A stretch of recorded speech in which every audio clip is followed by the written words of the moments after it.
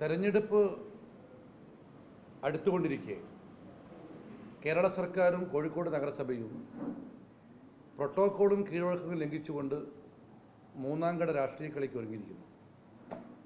ഇത് ഇന്നത്തെ രണ്ട് പ്രധാനപ്പെട്ട പത്രങ്ങളാണ്. ആ പത്രത്തിൽ കോഴിക്കോട് നഗരസഭയുടെ ഒരു പരിപാടിയുടെ ഫോട്ടോ ആണത്. Kozhikode municipal corporation wedding market come food street Kozhikode നടക്കുന്ന. ഇതിൻ്റെ അകത്ത് പ്രോട്ടോക്കോളിൽ ആദ്യം വരേണ്ടത് ലോക്കൽ MP ആയ ശ്രീ MK രാഘവനാണ്.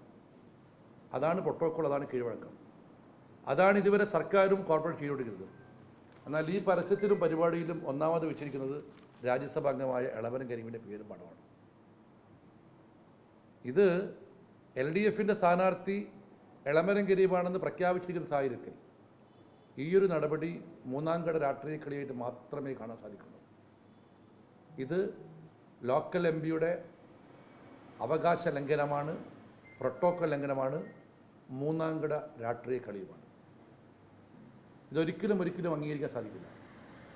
ഇത് സംബന്ധിച്ച് MP സ്പീക്കർക്ക് പരാതി അയച്ചിട്ടുണ്ട്.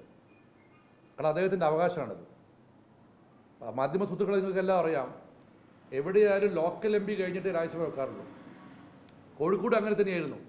ഇപ്പം അടുത്ത കാലത്തായിട്ട് ഒന്നിതാ കോഴിക്കോട് കോർപ്പറേഷൻ കഴിഞ്ഞ ദിവസം മെഡിക്കൽ കോളേജ് നടന്നു. രണ്ടാമത് കരീം രാജ്യസഭ മെമ്പറായിട്ട് കുറേ കാലമായി, പലയിടത്തും ഫണ്ട് കൊടുത്തിട്ടുണ്ട്. ഇപ്പോൾ ഒന്ന് രണ്ട് പരിപാടികളൊക്കെ ബീഞ്ചന്ത് ആർട്സ് കോളേജിലായിക്കോട്ടെ മാനാഞ്ചിലാവട്ടെ വൈഫൈ കൊടുക്കുന്നത് പാർട്ടി പരിപാടിക്ക് മാറ്റുകയാണ്. ഞങ്ങൾ MK രാഘവൻ MP ആണ് ഇവിടെ, ശ്രീ K മുരളീധരൻ MP ആണ് വടകര, രാഹുൽ ഗാന്ധി വയനാട്ടിലുണ്ട്. MP ഫണ്ടിൻ്റെ ഉദ്ഘാടനത്തിൽ ഒരു പാർട്ടി പരിപാടിയായിട്ട് ഞങ്ങൾ മാറ്റാറില്ല. എല്ലാ പാർട്ടിയുടെ പ്രതി പോലെ തന്നെ ഒരു പാർട്ടി പ്രതി ഉണ്ടാവും, അതിനകത്ത് മാത്രമേ ഉള്ളൂ.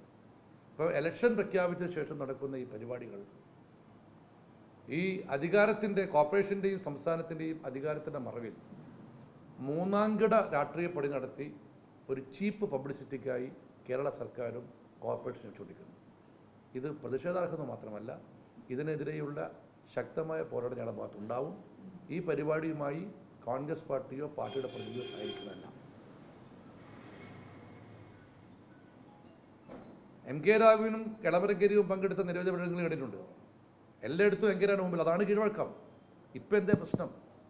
എന്തിനാണ് ഇങ്ങനത്തെ ഒരു കളി? എന്തിനാണ് ഈ കീഴ്വഴക്ക ലംഘനം? എന്തിനാണ് പ്രോട്ടോക്കോൾ ലംഘനം? ആ പ്രോട്ടോക്കോൾ ലംഘനവും കീഴ്വഴക്ക ലംഘനവുമായി കോൺഗ്രസ് പാർട്ടി ഒരിക്കലും പൊരുത്തപ്പെടുക മാത്രമല്ല, ഇത്തരം പരിപാടിയിൽ നിന്നും പൂർണ്ണമായി വിട്ടുനിൽക്കുകയും പ്രതിഷേധം സംഘടിപ്പിക്കുകയും. രണ്ടാമത്തെ കാര്യം, BLAമാരും BLOമാരും ഉണ്ട് എല്ലാ ബൂത്തുകളിലും. BLO സർക്കാർ പോസ്റ്റാണ്. പല CPM ഓഫീസുകളിലും BLOമാരുടെ ഫ്രാക്ഷൻ യോഗം നടക്കുന്നു. ജില്ലയുടെ പല ഭാഗത്തും പാർട്ടിക്കാരുടെ അധികാരം കൊടുത്തത്. ഇന്ന് ഇലക്ഷൻ കമ്മീഷൻ ഞാൻ പരാതി അയച്ചതിന് ശേഷമാണ് ഇപ്പം ഇങ്ങോട്ട് ചോദിച്ചിരിക്കുന്നത്. BLAമാർ നടത്താം. BLAമാർ പാർട്ടി വെക്കുന്ന പ്രതികളാണ്. പാർട്ടി വെക്കുന്ന BLAമാർക്ക് പാർട്ടിക്ക് യോഗം വിളിക്കാം. BLO എന്ന് പറയുന്നത് സർക്കാർ ഇലക്ഷൻ കമ്മീഷൻ്റെ നേരിട്ടിട്ടുള്ള ഉദ്യോഗസ്ഥരാണ്.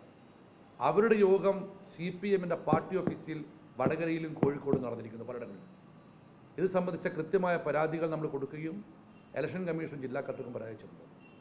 അവിടെ ഈ തെരഞ്ഞെടുപ്പിൻ്റെ അകത്ത് നേർവഴിക്ക് ജയിക്കാൻ പോകുന്നത് കണ്ടപ്പോൾ ഉദ്യോഗസ്ഥ തലത്തിലുള്ള അട്ടിമറിക്കാണ് CPM ശ്രമിച്ചുകൊണ്ടിരിക്കുന്നത് എന്ന് വേണം ഇത് സംബന്ധിച്ച് കരുതാൻ. 4 ഇടങ്ങളിൽ യോഗം നടന്ന റിപ്പോർട്ട് ഇട്ടിട്ടുണ്ട്.